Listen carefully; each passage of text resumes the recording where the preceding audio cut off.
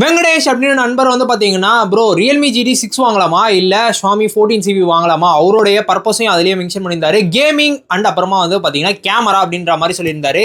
இது ரெண்டுமே அப்படின்னு சொன்னனால நான் வந்து பார்த்தீங்கன்னா 14CV தான் வந்து சொல்லுவேன். ஏன்னா ரெண்டுத்துலையுமே பர்ஃபார்மன்ஸில் இப்போ எந்த விதமான டிஃப்ரென்ஸும் இருக்க போது இல்லை. ஏன்னா ரெண்டுத்துலையுமே 8S Gen 3 தான் வந்து யூஸ் பண்ணியிருக்காங்க. இங்கே மேஜர் டிஃப்ரென்ஸ் வந்து கேமராவில் தான் வந்து இருக்க போது. கேமராவில் வந்து பார்த்தீங்கன்னா தாறுமாறாக 14CV வந்து இருக்கும்.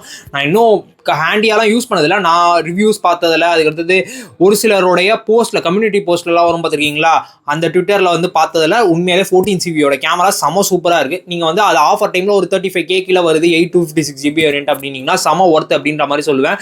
இதில் நீங்கள் 14CV போனீங்கன்னா கண்டிப்பாக பேட்டரி லைஃப்பில் கொஞ்சம் காம்ப்ரமைஸ் பண்ணுற மாதிரி இருக்கும். ஏன்னா இங்கே ஒரு குட்டி பேட்டரி அண்ட் தென் 6.5 இன்ச்சுக்கான டிஸ்பிளே தான், கொஞ்சம் கம்பேரிட்டிவ்லி குட்டி. இங்கே வந்து பார்த்தீங்கன்னா 6.7 இன்ச்சுக்கான டிஸ்பிளே. அது மட்டும் இல்லாமல் வந்து பார்த்தீங்கன்னா 5500 mAh.